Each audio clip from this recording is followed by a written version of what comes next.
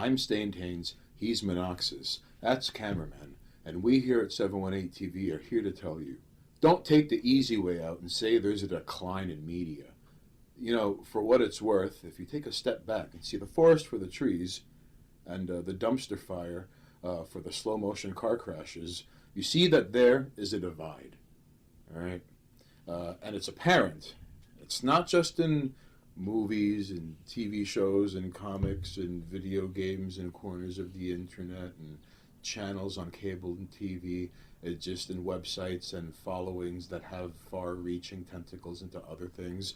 I mean, listen, like, and of course, if you want to take the easy way out, is, you know, things are getting worse and things are getting bad and there's always a decline and... Or everything is bad, which is not fucking true. And, you know, I'd like to take a moment and just state that, like, there's no golden age of anything. Every decade has gems and garbage. And then a bunch of mundane stuff in between. Like, you know, you've watched a movie where you're like, yeah, it was alright. That's it. It was Right. fine. And that's it. That's it. It was fine. I'm never going to see it again.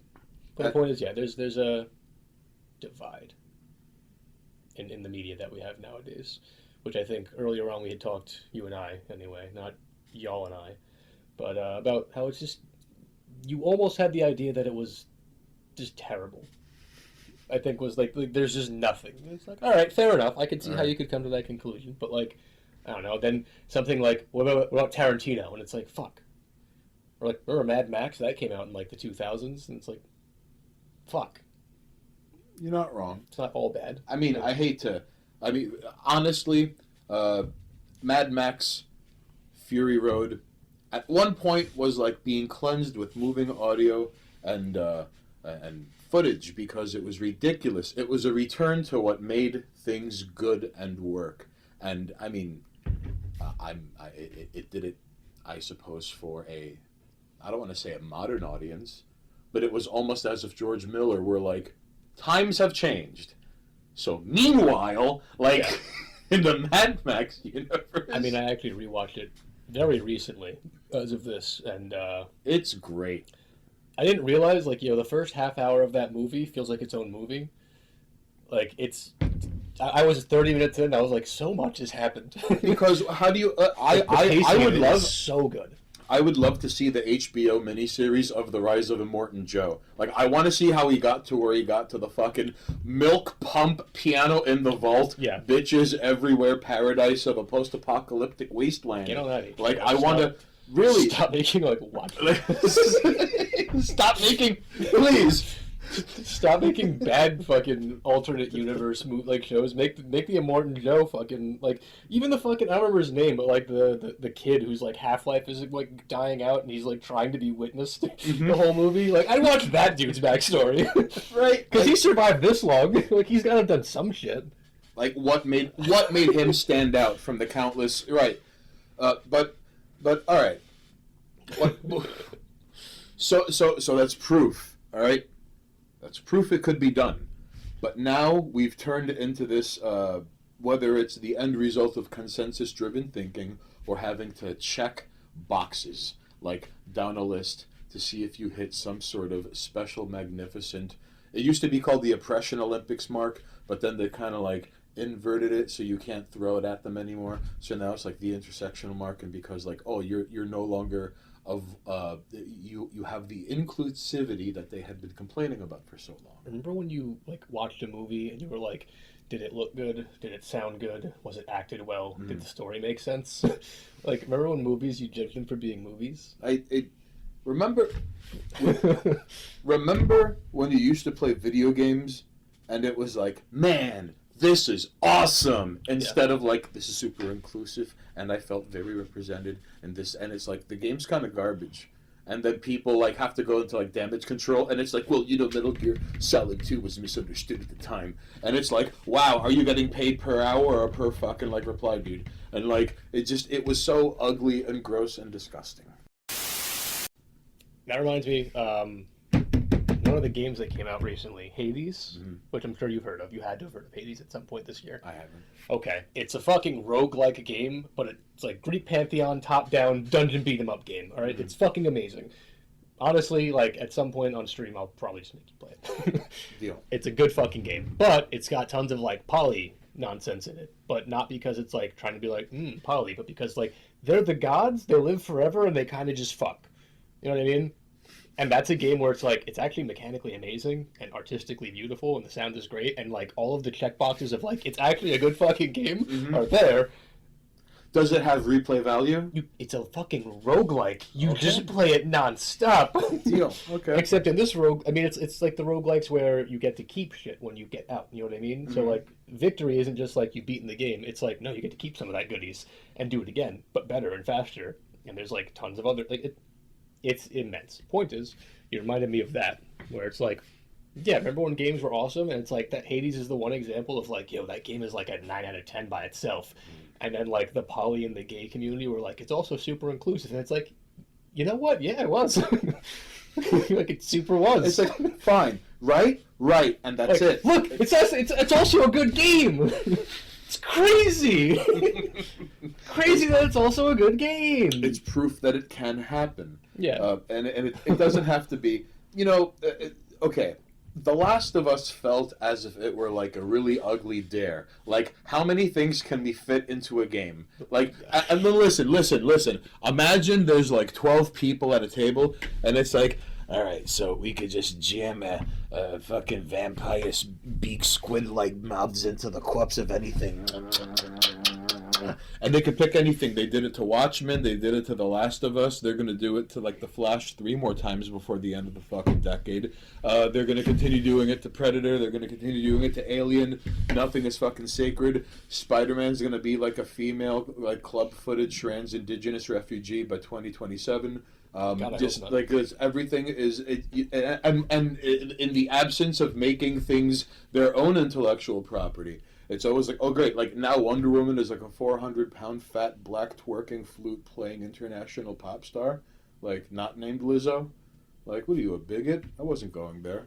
Like, it just you think you could see into the future? I can't. I did the figures. All right, I've done the math. It's not ugly. See, but it's just worse. This is what I mean, though, about how you're like, yo, this is what's gonna happen. Nah, it's just because for every one asshole who makes a fucking, like, I don't know, club-footed Spider-Man, there's the, wow, look, these Marvel movies are actually kind of dope. Or like, hey, look, this company made a fucking Spider-Man game, and it's pretty sick. Okay.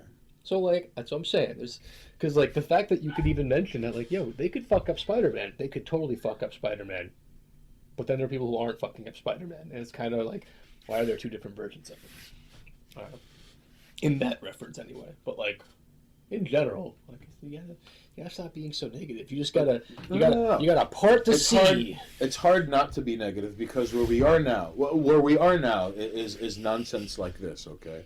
So, once upon a time, HBO had a show called Watchmen, and it had nothing to do with Watchmen. It perverted. It was in the future of the Watchmen universe, and things are different now. So different that it's almost like it was a fan fiction. But what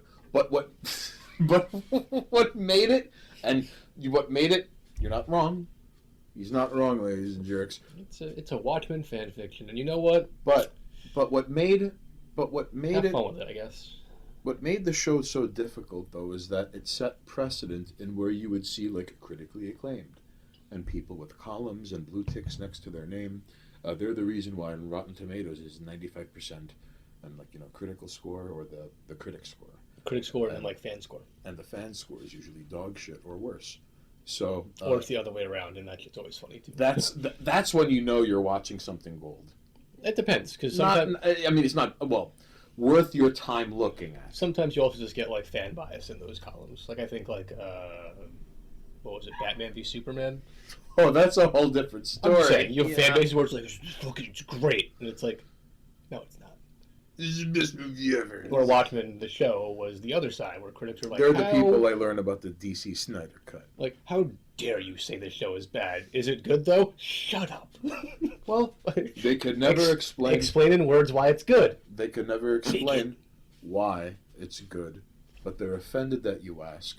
And in the case of Watchmen, if you asked how, like the show is good. What makes the show good? You are called an ist who harbors an ism, possibly a phobia. There's no example of merit. There is no take a look at the scene. There is no, well, this character does X, Y, and Z. It's 3 steps past educate yourself. It's just you're a bad person.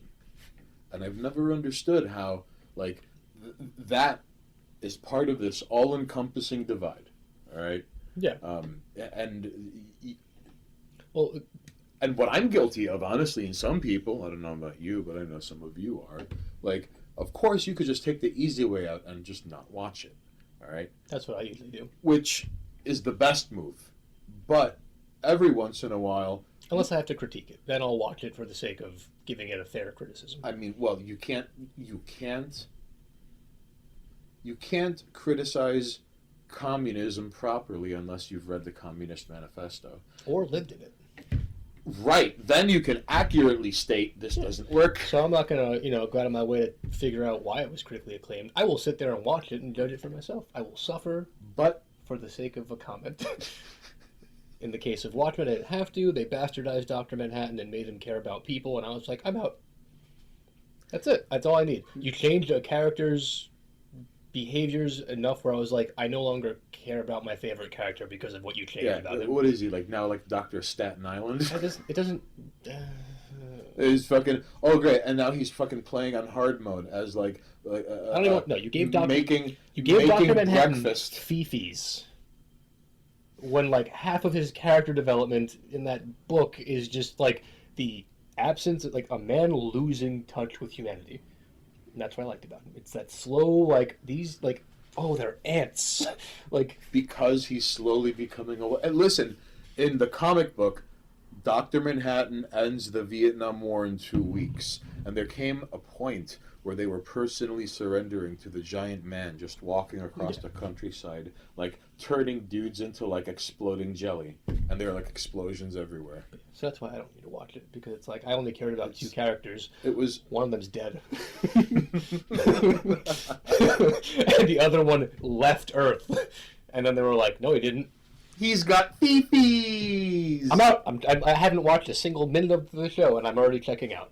So I'd rather watch a show about Rorschach just, like, living on the streets of wherever the fuck he was at the time and beating people up for 10 episodes. Just going like Streets of Rage 3 on people. But for 10 episodes, they're all a half hour long, which are like 20 minutes of Rorschach beating people up mercilessly, and 10 minutes of, like, and this is why I beat you up. Credits roll. you deal drugs in your scum, and now I know who your supplier is. Yeah. Next episode, it's a supplier. Works his way up to the chain until he's killing a mayor, and it's just like, I got you. He's in, like, fucking Baltimore. He's like, do you have any idea what you've done to my city? And he's just this, like, smelly dude in a mask. This guy's sleeping next to his dead mistress. Like, do you know what you've done to my city? Yeah, it's that show. I did 10 episodes. 10 episodes. All right. You know what? You can make it an 8. Make it a half hour long. I'm fucking sold. You can The Adventures of Rorschach. You can air that shit every 2 weeks for all I care. I'm tuning in. Like, that's a show I'd watch. That would right. Or you know what else would be a show I'd watch? The fucking Rise of Immortan Joe. How did he start out from the ground floor and end up in the concubine piano in vault milk tit spray upturn economy of Piece of Paradise in a post-apocalyptic wasteland? Who also deals with bullet and gasoline sellers. How is there a market for the electric guitar fire guy? I always assumed that that was just a personal touch, because Immortan Joe is metal as fuck. He really is. Because let's be fair, if he's in charge of all the decisions there, Immortan Joe is metal as fuck. Like, that does not play around. I mean, if he gets impressionable young men to have him go witnessed and then to commit war crimes. Son, they have no problem being like, I'm throwing my life away because, like, I will fucking dine in Valhalla. Like, he's created a soldier, like, an entire species of soldiers. While, like, I mean, let's not forget the rabble at the bottom who fucking pray under the waterfall. Where he's just like, oh, we're good. Yo, don't get addicted to water. Don't get addicted to water. It makes you crazy. Look, see, you're being crazy now because you're all dehydrated and dying. Don't get addicted to water, though. He's, yeah. I really want to see the story arc and how he got that piano. Like, no, you know what? That's the thing about that, though. We don't need it. I want to. We don't need it. We also don't need to know how Max got where Max is. Like, it's fine. You can make a whole show about Furiosa. Every fucking character in that fucking movie could have its own like mini series. Okay, now that you bring up Furiosa, all right. Now listen, Furiosa being a woman had no impact, more or less, other than like, oh, it's a woman, and that's more or less it. It had no immediate effect. There was no need for it. Like, listen, like whenever people discuss strong female leads in movies, almost nobody, if ever, brings up. Listen, let's be honest. Barbara from the 1990 Night of the Living Dead remake is one of the baddest bitches in the history of anything ever, all right? At the end of Act 1, she goes from shrieking victim to player one, and by the beginning of Act 3, she's already thinking of, like, speedrunning strats. She's like, I could have been out of this place, we don't have to fight them, just run between them. Yeah, they're slow. Realistic zombies. So that, I mean, if... very rarely do you see someone who starts at level 1 with nothing in anything, all right? Imagine, like, playing Stardew Valley, and, like, by month 3, you've got a 40-acre plantation that's fully functional. Like, that's what Barbara does in fucking the 1990 Night of the Living Dead remake. You start out, like, your brother dies, and now you're in a fucking mansion, and nobody's getting along, and then zombies. Yeah. And just starts leveling up like crazy. It's such a good film. Well, and I mean, like, Barbara, being a woman, has nothing to do with this magnificent. And there's this beautiful scene where like there's a couple and their daughter was bit, and then like the daughter's all like, and then one is like kill it, and the other is like, and Barbara like keeps shooting it in the chest, and she's like, is it dead yet? Yeah. Is it dead yet? And it's just fantastic. So I mean, no one ever brings up Barbara. All right, Ripley. She just applied common sense and wasn't this like Ripley. I mean, let's be fair here. Ripley was a fucking scientist who was sent into space to, I believe, the original goal was to get like resources, more or less. Mm-hmm. I was always under the impression that Weyland Yuanti. Thank you. I was always under the impression that Weyland Yuanti. Or Yutani? Weyland Chinese name. Come on. Whatever. Yeah, fair point. That like. They deliberately were fucking with things they didn't quite understand. So, like Elon Musk, they were like beta testing. That's more than confirmed. that like they're the ones who are like, go get the fucking alien, and Mr. Robot's like, I got to get the fucking alien at the cost of the crew because like it's more. I have so many humans I could throw at this. I don't have any aliens though. Or rather, sorry, xenomorphs. Like Weyland Yutani wanted a goddamn xenomorph. I always wondered what it was in Prometheus that like he says to him in his ancient language. Hold on. And like, no. If we're talking about a divide and how things have gotten to shit, like Alien stopped after Alien 1. Okay. I'll allow 2, because 2's kind of sick. It's kind of one of the best movies ever. 2's sick. 2's a sick ass movie, but like. Much like Terminator, Alien 1 and 2 is Alien.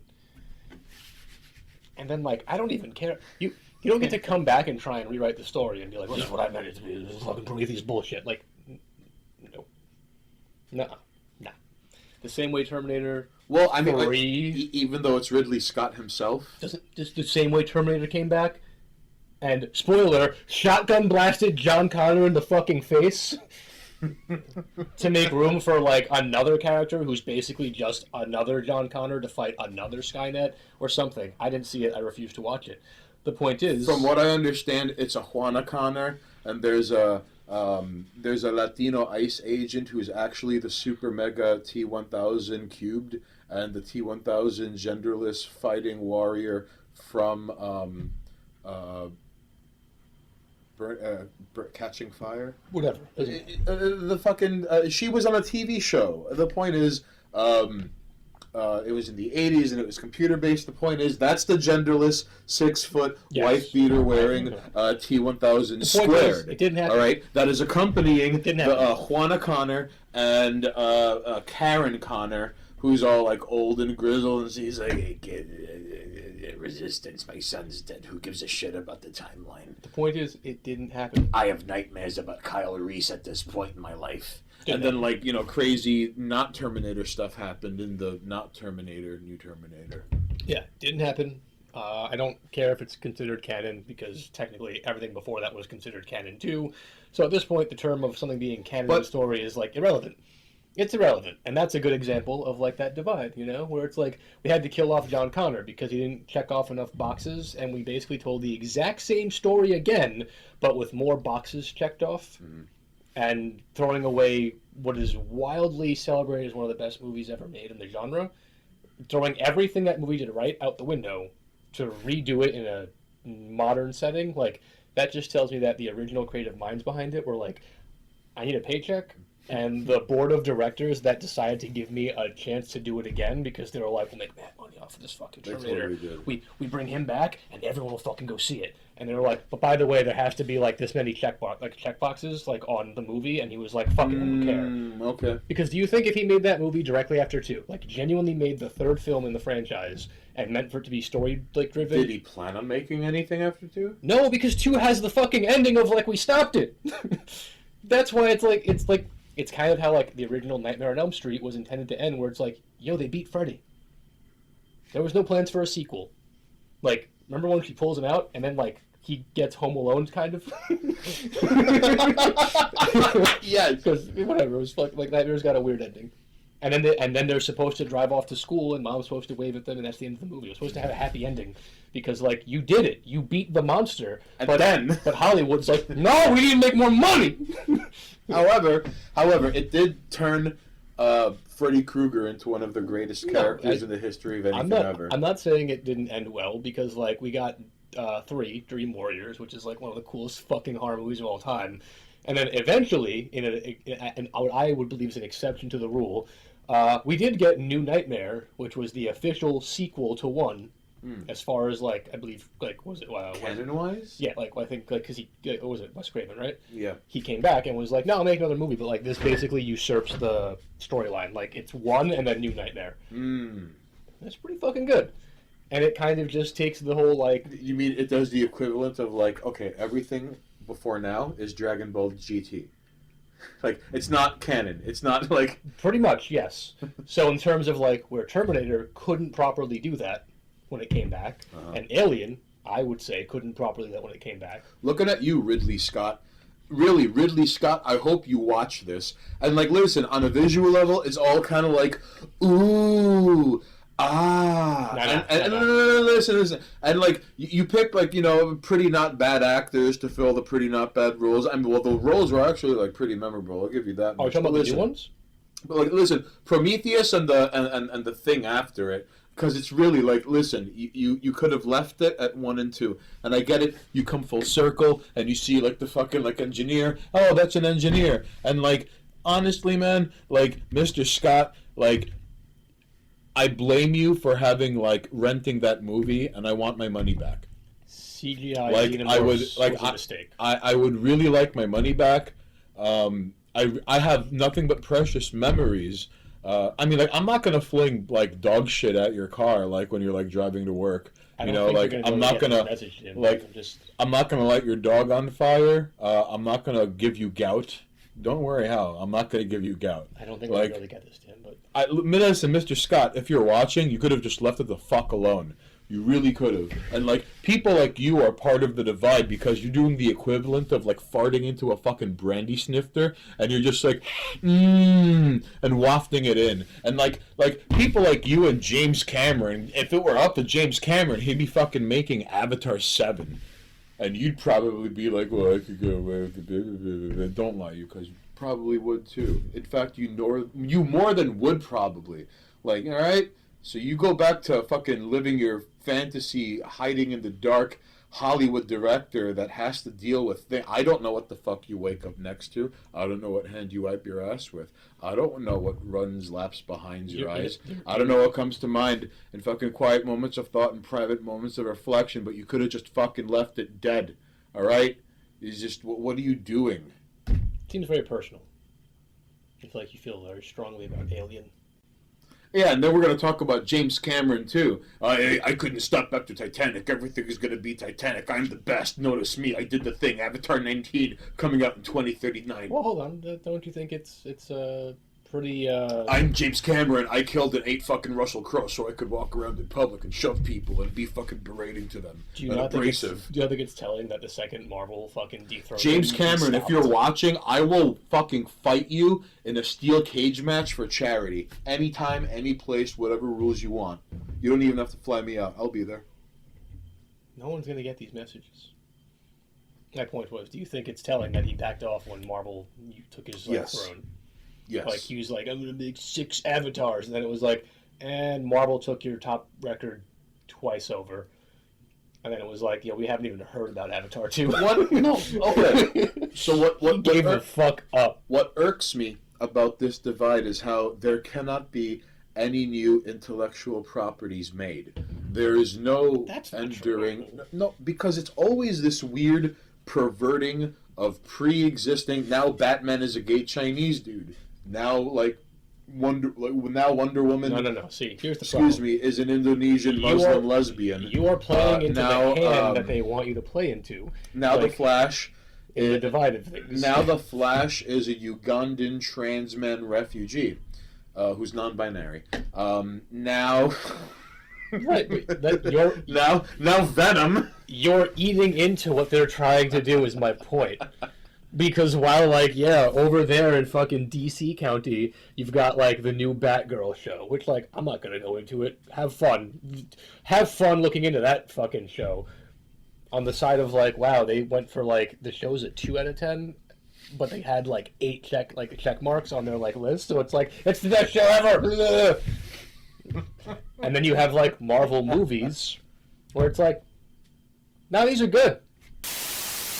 You seem like the kind of person who is all too happy to just go up to the altar of sacrifice and go, here, give me my movies, I give you Marvel Comics. And Marvel Comics is just in this eternal centuries all at once of agony and pain and suffering. Here's the problem, though. Have you seen Marvel Comics lately? Yes. Burn that shit. We can't... We can remember the Marvel Comics of old... And we can have the movies where it's they haven't fallen prey yet to the fucking, overreaching hands of people. The movies are just, they're just superhero movies. Where the comics is, just fucking 20 Spider-Men. It's stop. Stop. You see, yet being the operative word here. Take it. Yes. Take the comics that are already on fire and give me movies that are not on fire. But you see, listen, on top of this, all right, the comic book industry is imploding on itself. Good. It should crumbling. be digital by now. But there's, all right, but no, I disagree, because I have comics that are in physical copy form, and they are delightful. And I still go to comic shops, and I buy comics, and do you know what comics I buy? Old comics. Really? When was the last fucking time you went to a comic shop and you were like, ooh, the new issue of a thing is out? Because the new issue of things right now is almost always dog shit. The last time I bought comics was 3 years ago at Forbidden Planet. But was it a current comic? No. No, it wasn't, because all the good shit is older. Comics are a fantastic and beautiful and lovely medium that has a rich American tradition, and even in places like England and France and even in Spain and Portugal, even in Mexico. Don't forget Japan. And Japan, all right? Japan is pretty big on their comics. But now it has turned into this divide-inspired checkmark race to the bottom to just show everything that is ugly, fat, crippled, just the sludge and refuge of humanity made art form. And by art form, mean it was just done on an art program on a computer. So, The Goon. If you like comics, why? Go read The Goon. It's the best comic, one of the best comics you've never read. All right? How about that? So you wouldn't know that because you get barraged. Then when you think of comics, you think of like horrible imploding industry that has perverted. Like, let's say Shazam is now a Lebanese fat BBW polyamorous trans refugee activist, only in the sense that I'm not just an activist for refugees, I'm an activist for trans refugees because it's Shazam. Do you think it's possible that on the checkbox idea of like you get a +1 for every check, if it goes up to 10 and you go over the 10 limit, like you obviously can't get an 11, does it like circle back down?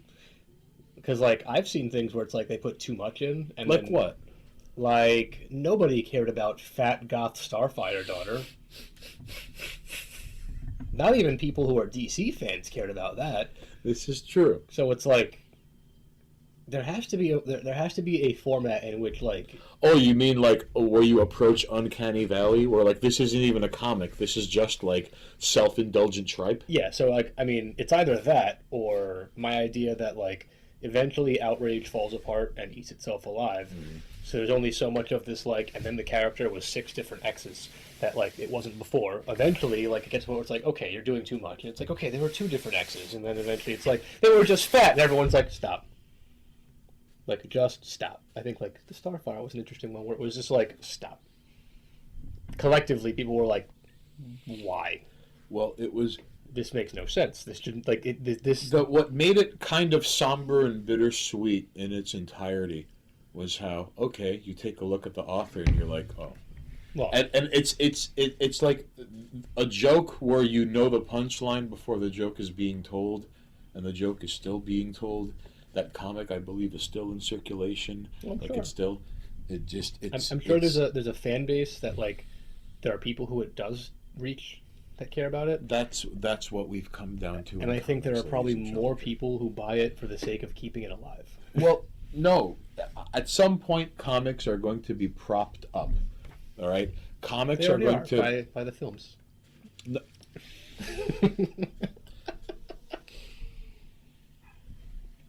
By the films, all right? Listen, at some point, the intellectual rights of Superman being, like, burnt alive and then its corpse being stoned to death, if that gets him 5 years of Marvel movies, like, he'll fucking celebrate it with, like, dancing crazy pygmies who threw the stones themselves. It's not just movies. The video games are pretty dope, too. Just saying. Which games? Like the Spider-Man game that came out recently? Oh, I haven't played that. It's really good. Really? Yeah. I mean, the sequel was really short. It's Miles' story, which, like, as long as you can separate yourself from the whole, like, for some reason people don't like Miles, but it's like, I'm just happy Miles didn't replace Peter Parker. Like, at the end of the day, Miles is a good way of, like, how do you make Spider-Man Hispanic? He's just another guy, and he's also a Spider-Man. You don't they tried to kill Peter Parker off, it didn't stick, and they brought him back, and it was like, you know what? Miles is just his own character. It's like, great, that's how you do it.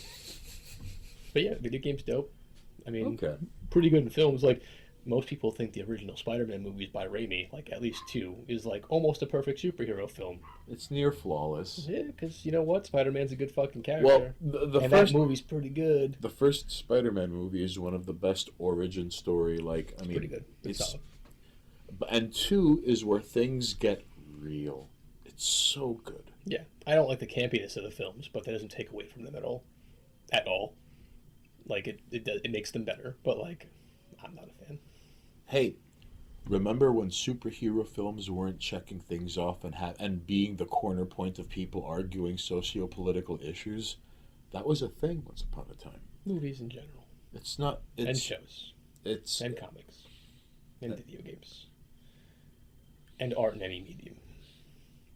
And the internet. And life. And social media. And... Everything was, yeah. I'm not... Everything was like that once.